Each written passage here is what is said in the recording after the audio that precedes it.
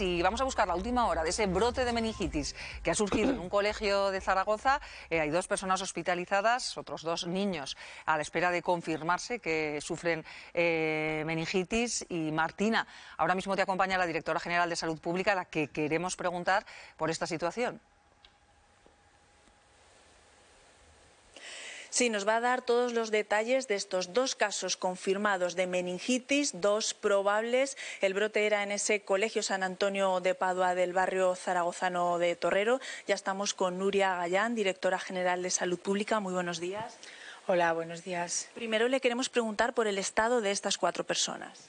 De los 4 casos, hay 2 que son probables, no se ha confirmado que se trate de meningitis, están ingresados por hacerles un seguimiento, tienen gripe, eso sí es seguro, pero no sabemos si tienen una meningitis, no se ha podido confirmar aún y bueno, no parece que haya mayor riesgo. Y de los 2 casos confirmados, están los 2 en la UCI. Uno de ellos está empezando a evolucionar mejor y con un poco de perspectiva quizás en no mucho tiempo pueda pasar a planta. Quizás en 2 días, 3, pero hay que ser muy prudentes, claro, en estas cosas. Y el otro sigue en pronóstico grave, de momento no va a salir en la UCI en las próximas horas. No, la otra persona sigue en la UCI y estamos en una situación de estabilidad, pero todavía no vemos evolución. El brote fue el pasado miércoles en el Colegio San Antonio de Padua del barrio zaragozano de Torrero. ¿Cómo se desencadenaron los acontecimientos? Bueno, se detecta a una persona con síntomas, se le hace un diagnóstico y luego en muy poco tiempo aparece una segunda.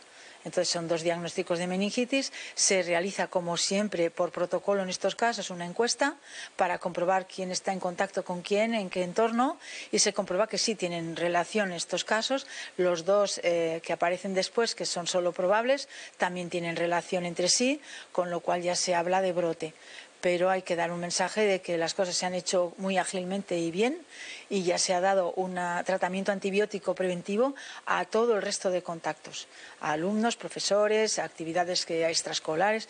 Ya ha habido casi unas 90 personas que han recibido un tratamiento preventivo para que el brote se pueda controlar lo máximo posible.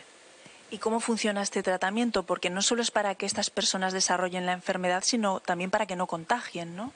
Sí, hay que entender que la meningitis tiene portadores asintomáticos, que en la calle estamos pues un 10% de personas que podemos tener en un momento dado esa bacteria en nuestra nasofaringe y tenerla hoy y no tenerla mañana y ser un portador que no tiene ninguna importancia para la persona que lo lleva encima y eso es un 10% de la población.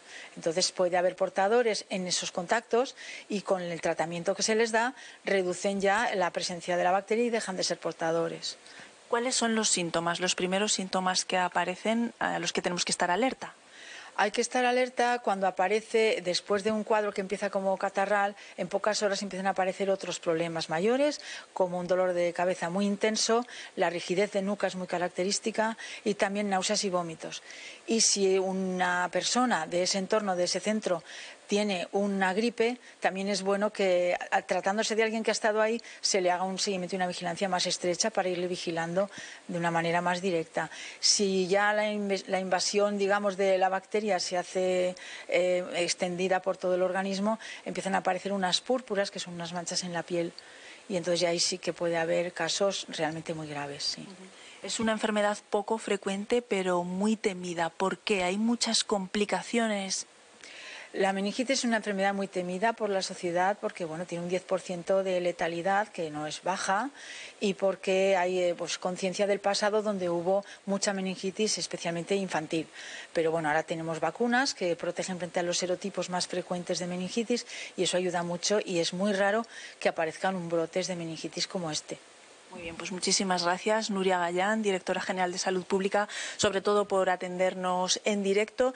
De las 2 personas que estaban en la UCI, como nos decía, una evoluciona favorablemente, la otra en las próximas horas seguirá ingresada en la UCI. Gracias, Martina. Vamos a hablar ahora con Isabel Hostal. Ella es pediatra y coordinadora del Centro de Salud Actur Oeste en Zaragoza. Hola, Isabel, bienvenida. Hola, buenos días. Buenos días. No sé si ha llegado a escuchar a la directora general de Salud Pública que ha explicado un poco el protocolo que se está siguiendo y es el que se debe seguir cuando se detecta un brote de meningitis, como ha sido este caso en un colegio de Zaragoza. Esa es la manera habitual de proceder, entendemos. Lo que ha comentado la doctora Gallán y la importancia que tiene también la prevención. Tenemos una vacunación incluida en calendario en los niños de menores de 1 año, también en los adolescentes, y es muy importante el cumplir los calendarios de vacunación para evitar estas enfermedades tan graves. Porque esta vacuna entonces está incluida en el calendario, Isabel. Sí, está incluida en calendario. Entonces, las meningitis bacterianas pueden estar provocadas por diferentes gérmenes. El meningococo, sobre todo el B, es uno de los que más frecuentemente la pueden producir, y las vacunas frente al meningococo están incluidos en el calendario del Gobierno de Aragón en el primer año de vida, y también está incluida frente a varios tipos de meningitis en la edad de 12 años. Aprovecho esta oportunidad también para hacer un llamamiento a las familias y que no bajen la guardia en la vacunación de los escolares y de los adolescentes, porque es verdad que los lactantes tenemos unas coberturas muy altas, pero en la edad de 12 años y en los adolescentes estas coberturas nos bajan. Entonces hay que animar a las familias a que la prevención es clave. ¿Y por qué sucede esto? ¿Por qué a la edad adolescente no se vacuna al niño si está en el calendario de vacunas? Pues sí que se vacuna, pero no en un porcentaje con una cobertura que nos gustaría, que tendría que subir. Pues a veces ocurre que vienen los chicos aquí a las consultas y tienen miedo al pinchazo. Entonces nosotros entendemos que es verdad, pues que las agujas les dan miedo, pero que las familias y nosotros también tenemos que intentar convencer a estos niños de que el pinchazo es solamente un momento y que sin embargo es una prevención, es una vacuna eficaz y segura para evitar estas enfermedades que, como ha comentado la doctora Gayán, pues tiene una mortalidad alta de un 10% y algunos tipos incluso más, y que también en un porcentaje importante pueden quedar secuelas. ¿No es frecuente que surja un brote como el que estamos contando, como el que ha aparecido en este colegio de Zaragoza, Isabel? Pues no, afortunadamente vuelvo otra vez a lo mismo. Las campañas de vacunación evitan muchas enfermedades y por eso hay que insistir en la vacunación. Y es cierto que es una enfermedad con poca prevalencia, pero claro, da bastante miedo a los padres por las consecuencias que pueda tener. Claro, el problema es que como afecta a niños sanos, a veces las familias nos dicen, es que mi hijo está sano, es que mi hijo no ven probable que le pueda pasar. Y sin embargo es que esto afecta a niños sanos y no avisa. Y son niños que, o sea, no quiero alarmar a la población, pero es que esto es así. O sea, la enfermedad meningocócica les ocurre a niños previamente sanos.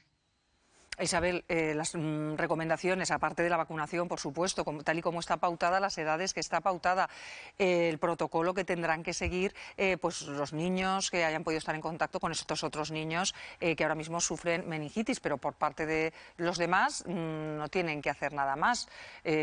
Tampoco queremos ni mucho menos generar alarma. Le preguntábamos a la directora general de Salud Pública cuáles son los síntomas que podrían indicar que puede estar sufriendo esta meningitis. Exactamente, es lo que ha comentado la doctora Gayán. Los síntomas iniciales son de fiebre alta, vómitos, dolor de cabeza, pero estos síntomas son frecuentes en muchos cuadros que presentan los niños y que no son graves. Por eso se recomienda que sin crear alarma, que cuando un niño presente estos síntomas, que consulte con el pediatra como hace habitualmente. Bueno, entonces no tiene que, quiero decir, si tiene determinados síntomas o durante varios días lo consulta, pero que pueden ser síntomas asociados a otros procesos que nada tienen que ver con eso.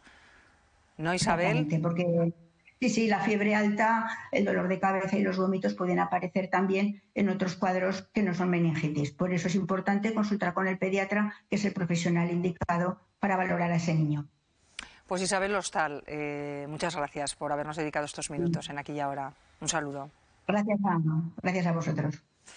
Bueno, pues esperemos que se quede ahí, que no vaya más. Es importante pues la información y la prevención. Por eso ha insistido esta pediatra en la vacunación y vamos, es que tiene que ser así. Más si está contemplado en el calendario, ¿no? Pues sí, hay que ponérsela en los primeros años de vida y en la adolescencia, pues habrá que poner la vacuna.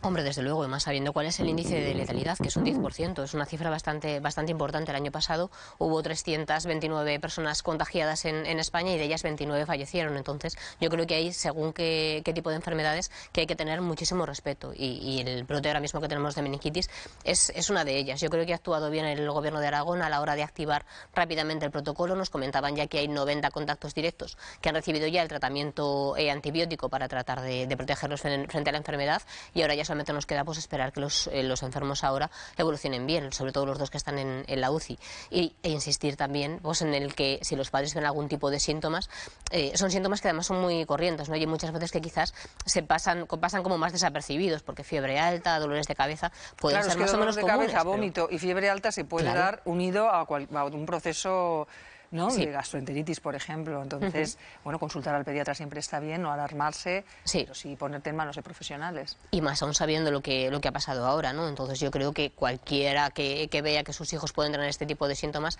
ahora más que nunca es cuando hay que consultarlo con un facultativo y sobre todo tener muy en cuenta la prevención, porque es fundamental.